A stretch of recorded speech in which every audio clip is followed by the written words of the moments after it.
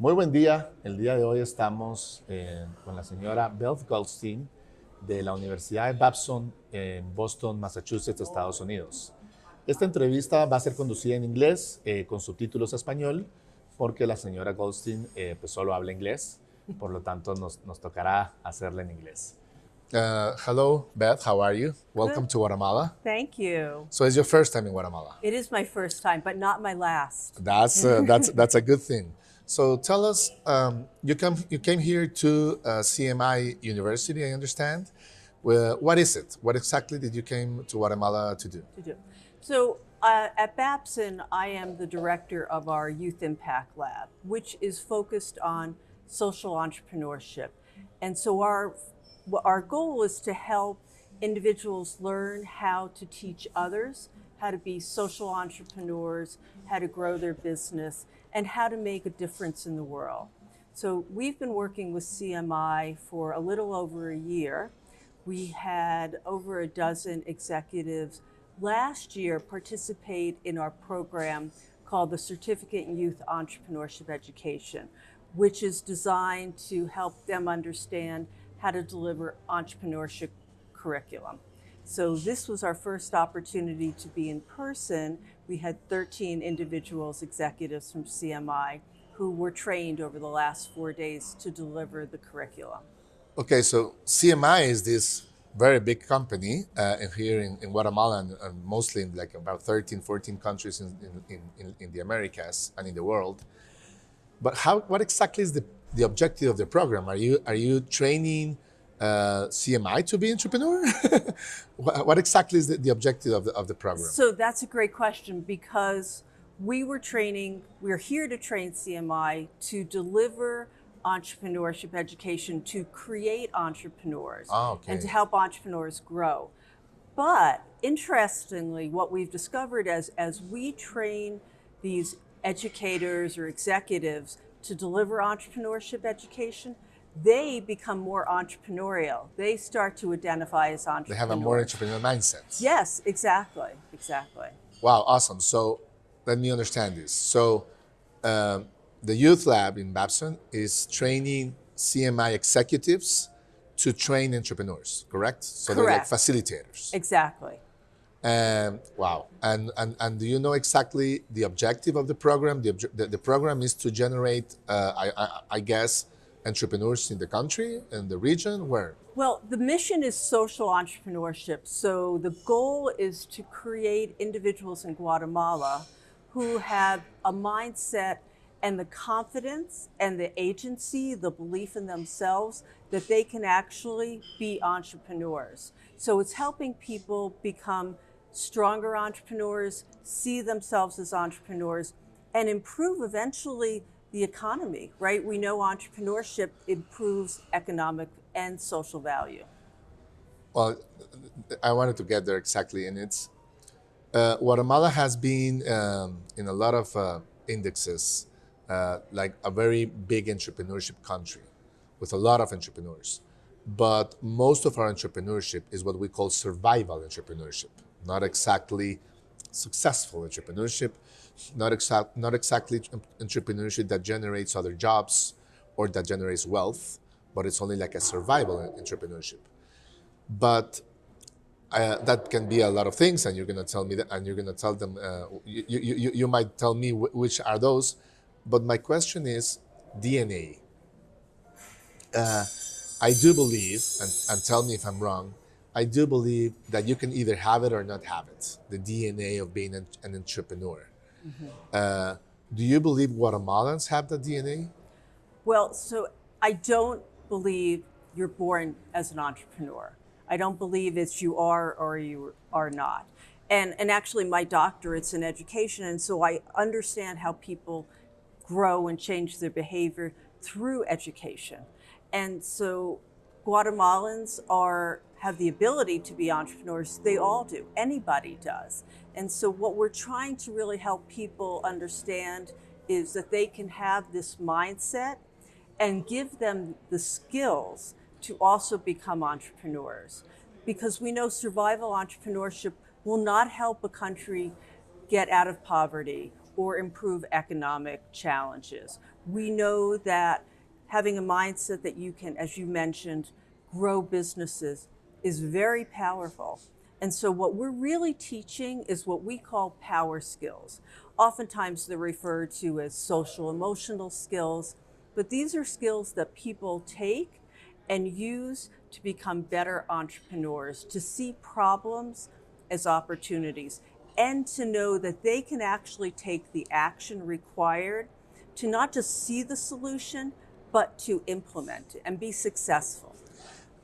And going back there, yes, I agree with you. But exactly the mindset of seeing a problem as an opportunity. Yesterday, I met a guy that just he's starting an app to make reservations for the world tournament, for the mundial soccer world tournament. I don't know how to say it in English. Uh, because in July he wanted to make a reservation and he couldn't. So I was like, that's the mindset of an entrepreneur. Right. And how have you seen it in the week that you have been here, which is not exactly in the whole country, but in the week that you have been here, how have you seen it? Have you seen the hunger? Have you seen the curiosity that it's being needed to be an entrepreneur? Oh, absolutely. So during the program, we looked at things like the social impact or social progress index for Guatemala, understanding the current position, poverty, and the need for more entrepreneurial thinking. We looked at data from Babson's research on the Global Entrepreneurship Monitor. So we know there's a strong need here in Guatemala. Awesome. What we're trying to do is help the leaders at CMI help others, facilitate others' mindset. And I could hear from the stories the executive shared that there is not only this need, but they now feel empowered that they can go help these individuals develop what we call economic and social value. So if we take that example of the app, I think that's nice, but what does that do for society, right? But if this person might think maybe he gives back in some way to individuals who maybe can't make a reservation or can't have the ability to use the app, now we're really creating a greater program for the country to grow. Awesome. So you're doing this with CMI here in Guatemala. In how many countries, with how many companies are you working right now? Is Babson doing this program in the world? So CMI is really unique because mainly the Youth Impact Lab works with educators through K through 12 educators. And we are in about 7 different countries and we keep expanding. This started in Costa Rica with a K through 12 school where they're actually helping youth develop this mindset so they can continue to grow, because we know at a young age it's very powerful. But what I love is that CMI as an organization sees this vision. So as a company, CMI is the only one that is doing this? With the With Youth you? Impact Lab. At Babson, of course, we've got many companies who come to us. But CMI saw how important it is and looked at the curriculum and said, yes, this is the one we want to use and deploy. Interesting. And my guess is, well, CMI that has around 40,000 employees in about 13 countries, the opportunity of impact for a company like that must be very, very, very, very important. Oh, absolutely. I mean, that's one of the reasons why so we're entrepreneurs at Babson, right? We started doing this with educators. Once CMI said, we're interested, we began to think, well, what other organizations might have the same social mission? And so that's something that we're looking at now. But CMI is a leader in this, which is very impressive. Interesting. What would you say to the Guatemalans that are gonna watch our interview? I do believe I'm a true believer that what people want are opportunities. In Guatemala, I'm a bigger believer of that. I do believe Guatemalans, they don't care about inequality. They don't care about who has more, who has less. What Guatemalans want are opportunities, and let's have opportunities so everybody excel and everybody can grow. What would you say to the regular Guatemalan, to the Guatemalan that is beginning, to that young guy that maybe just finished high school, or maybe he didn't even finish high school, but uh, he wants to I don't know how to say it in English, emprender. He wants to create something. He Right. wants to build a business. What would you say to them?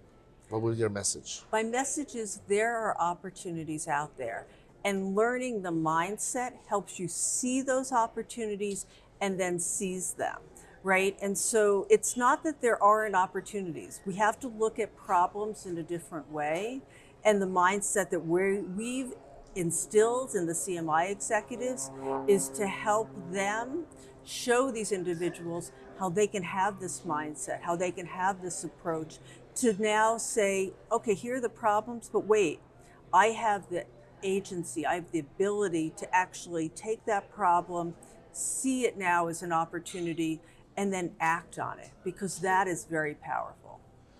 And does the skills of entrepreneurship that you are teaching here, would you say they apply mostly to tech solutions, or would they apply to any type of entrepreneurship? Absolutely any type of entrepreneurship, because we're teaching a mindset. And we actually envelop this mindset around the UN global goals, which are 17 goals to, really change and improve the world. And those are across every sector of the economy. And so what we're trying to really do is help people see in any way what they're passionate about can become an opportunity for growth.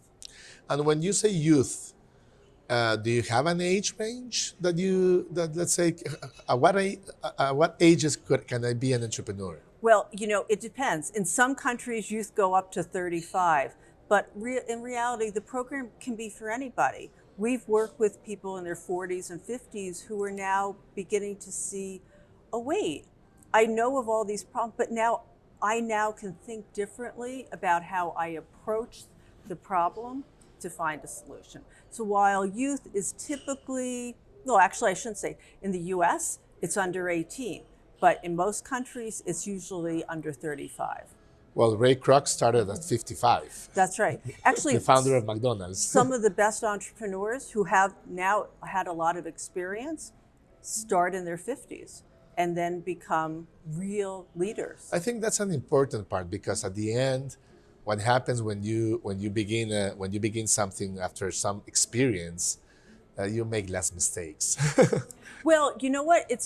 Failure is okay. Making mistakes are okay. It's what you do with it, right? Exactly. And you're right. So from experience, you learn that a mistake is not always a bad thing if you've learned from it and can improve. And that's a strong point, failure, because one of the things that I think Guatemala is changing is that 20 years ago you were not allowed to fail. If you failed once, you were out of the game, like game over for you. But in the developed countries, failure is not looked like that. Failure is looked like, hey, he has done it and he has tried, and once and twice. And now with all these startups and well, failure is like you have to fail if you really wanna.